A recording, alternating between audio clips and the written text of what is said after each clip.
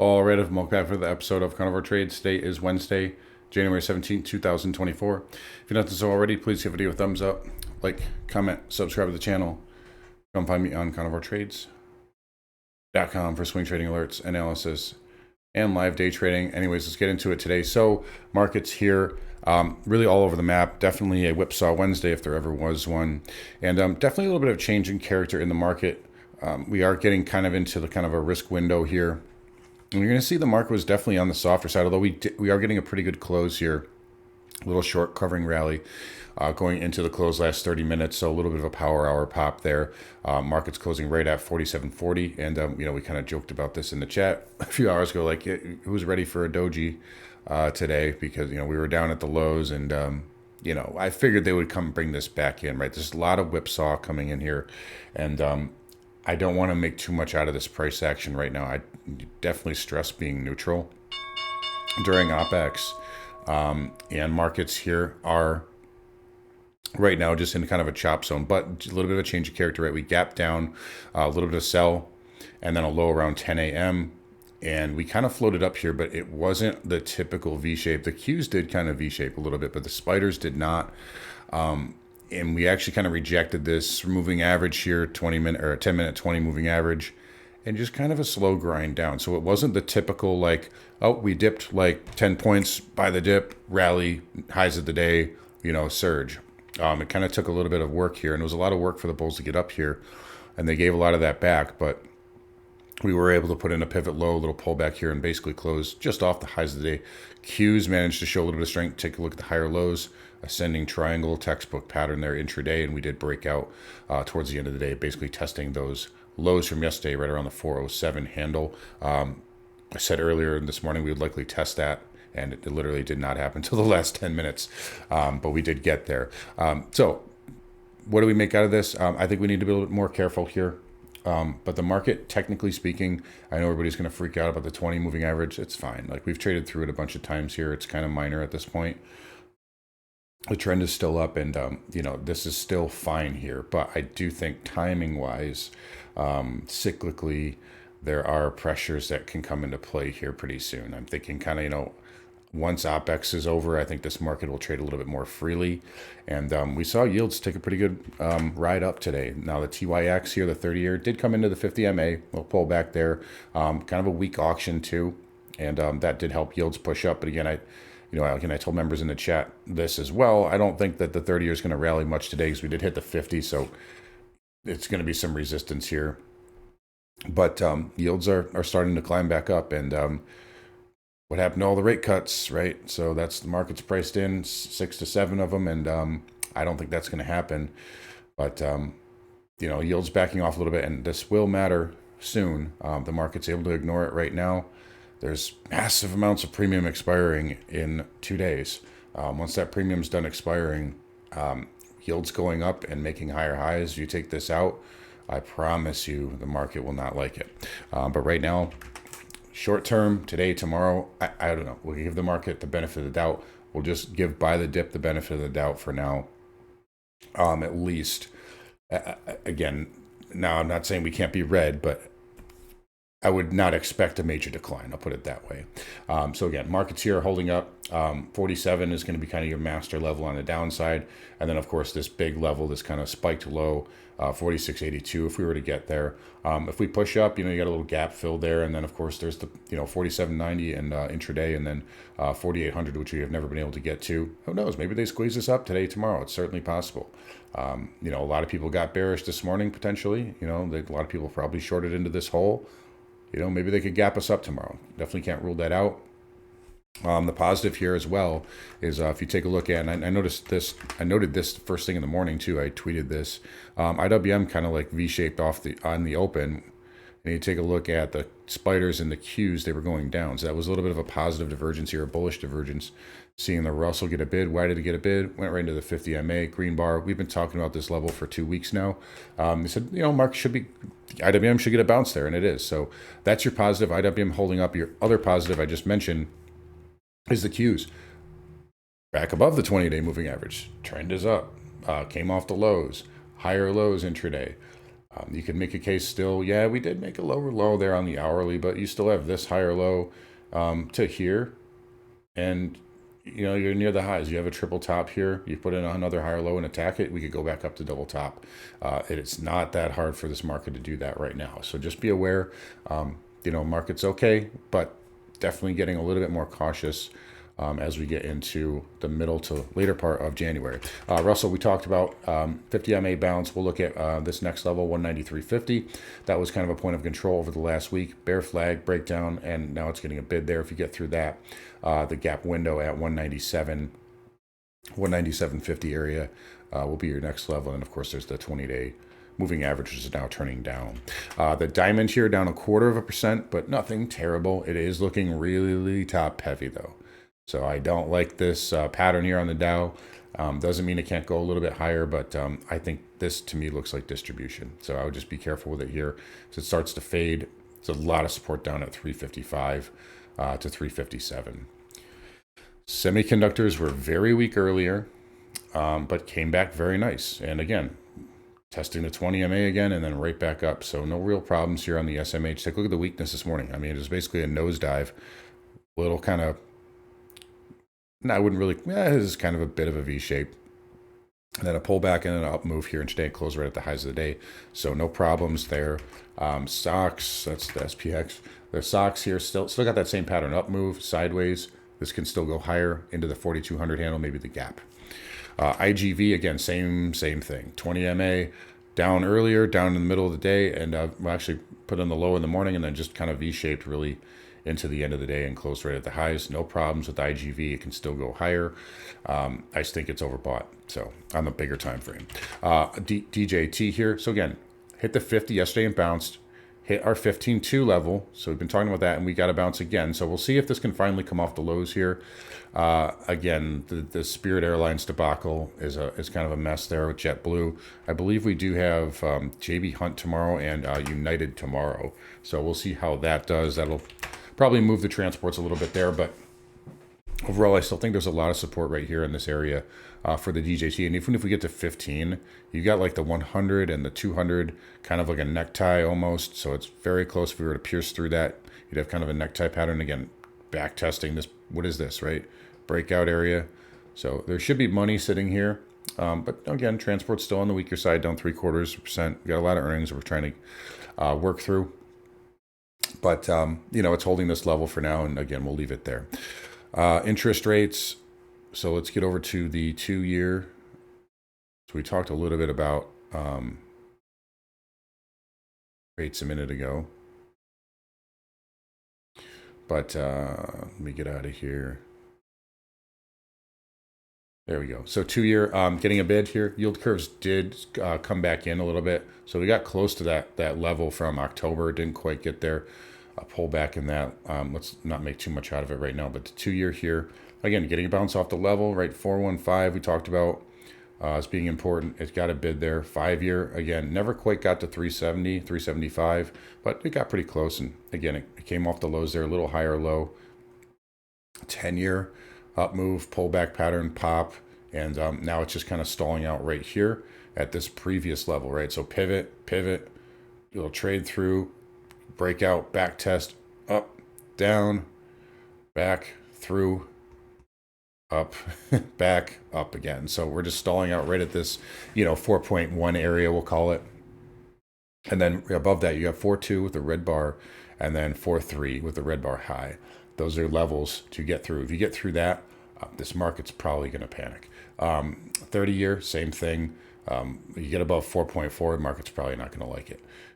That opens the door for 4.6, maybe even 4.75. Telling you now, the market's not going to like that stuff. I know you guys don't believe me, but it's true. In any case, here XHB here, down 28 cents on the day. Again, this pattern is still fine. We had a failed inside bar a few weeks ago, but there's too much strong positive flows here, too much January effect stuff going on, and it's holding up. And on the weekly, it's fine. This can consolidate in time or in price. It's still extended from its weekly 20 MA. So if it tries to break out, it's likely going to fail. But, if this just goes sideways, this can catch up. There's nothing to say that can't happen. I'm in the camp it doesn't happen. I think rates start to wake everything up here pretty soon, but it's holding up now. And we'll leave it at that. They've just been an absolute tank for basically like 2 years now. VNQ here down 1.83. So again, right down to the 84 handle. Remember, we talked about that. There's your green bar. 50 MA. Got a little spinning top. Would have preferred to see a little bit more volume on that. I'm not sure what this wants to do here, but you did come off those lows. So we'll see what it does. If you can follow through to the upside, we can get back up to 88. Right now, though, I would leave this alone. I think this is just kind of a temporary level. I think the better level is down here around 79 to 80 bucks. But this could be short term. You got the 50 MA, your green bar right there, and technically it's still okay. XLF, which also I think is very top heavy, down 11 cents. This one was a little bit different because it V-shaped in the morning and then it came off the highs, unlike most other things. So a little bit of an interesting kind of flipped dynamic there. V-shape and then down. So this does look like a little bit of distribution coming in here. Again, I can't rule out a move to 38.25. It hasn't been negated yet, but it's looking like it's weaker and weaker here. So just be careful with fins. KRE down 21 cents. This is still a decent level, and I could see the KRE, at least the regionals, getting a bid off of that here in the short term. Remember, green bar, 50 MA, right? We just draw this across here. That's your zone, right? So not a bad level there for the KRE. I don't think there's enough time for it to get up to 55, 56 anymore. But pattern at face value, that's what it could do. KBE, same thing. Again, it went into 44 yesterday. Maybe go a little bit lower to 42. There's the 50 MA and the green bar there as well. But again, these aren't terrible.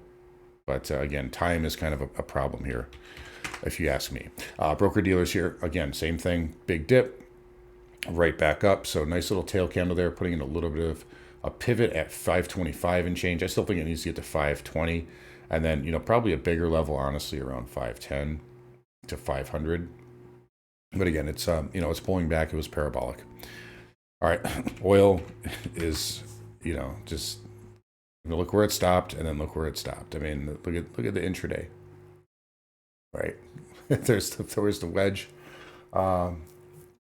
Yeah, I don't know what to do with this. So, let me just move that a little bit more. I mean, you could even go here too if you really wanted to. Either way, this is running out of time, right? It's not a coincidence either. This is going to line up with OPEX too. So this is going to pick. You've already had a fake out. You kind of can make a case you had a little bit of fake down today. It came rallying off the lows. Which way does it go? Who cares, honestly, at this point? No, honestly, I think if rates break out, we'll probably look for upside, but I don't know, something happens geopolitically, maybe it goes down. I don't really see it getting much through here though, to be honest, but we're going to find out here pretty soon. All right. XLE down 67 cents. It got pretty close to my level there, although it did come it did come off the highs, not quite down to 78. I talked about that. XOP getting close to 125 here. There's that green bar. That's kind of where I like it. And then the OIH, maybe some of you guys got this. I did not get filled. Maybe that's what I get for giving this level out for free every day. But you're going to see here, we got to 280 and it did bounce off of the lows. It did come in off the highs though. So I still like it down in this area if it gets down there tomorrow. But yeah, it did come off the lows. And, this whole area is pretty good for the OIH. So, again, we'll see what that does tomorrow. Anyways, CCJ here pulling back as well. That's overbought on the bigger time frames. URNM is overbought in the bigger time frames, but really nice breakout pattern there on the weekly. Nat gas here getting a bounce on the 20 moving average. It's funny, like for all the hysteria about, Nat gas was crashing yesterday, all it did was retest the 20 moving average. So, I mean, it is a 50% move in like 3 weeks. Is a 10% down move out of the ordinary? It's not really. So that's kind of what you come to expect here. I think this actually retraced already 50% there's your 50% fib. So maybe this even gets down to the 618. And then kind of this area here, but this is going to be very skewed in a few weeks. It's going to have a humongous amount of backwardation. So we'll see how that plays out. But those back contracts seem to be firming up here. at least right now. So again, we'll see what that does here in the future, but that did give a little small bid. Anyway, dollar index here, 103. That did come in off the highs. I was like waiting for this to come in all day long, and all morning it was holding up. And the reason I was waiting for it is because I was like, okay, we're under the 200 here. We should get a pullback, at least just something, right? And finally, towards the end of the day, it came in, right? So it was above the 200 all day long. It was actually starting to rally up here in the morning, like it was going to go to 104, and then it finally came back in. So, but pattern-wise, if this just consolidates like it just did, this will go right to 104.50. So no problems here with the dollar index, and again, it seems to be positively correlated with yields again. All right, gold here, again, pulling back as you'd expect with yields up, dollar up.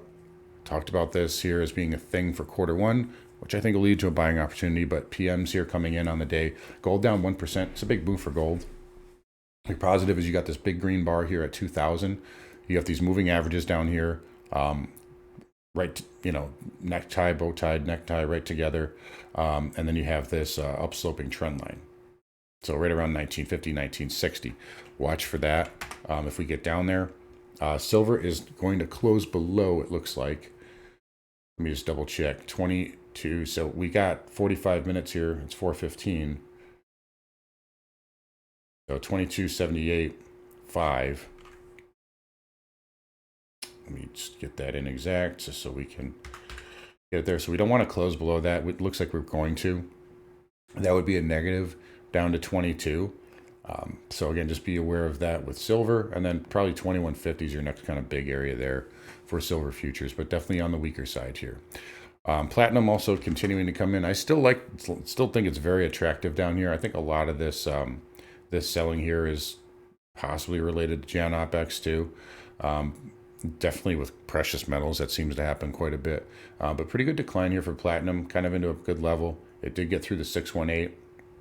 So your next level would be your 7.5, which it just hit today with that area. So, I mean, this is not a bad area for platinum futures. And again, I do think this has bottomed, but it has had a pretty good decline. And that does happen with these platinum and palladium metals. They are thinner. We did pierce double bottom on palladium. So I do think this is attractive as well. But yeah, pretty, I mean, this always overshoots. So big move up here. And then look at how controlled the decline is. Pretty remarkable how that works out there. But all precious metals coming back in today. Copper here also down 2 pennies. Let's not make too much out of that. It's holding that green. Again, I'd say like 365 and then 360 are your big levels to watch on the downside there.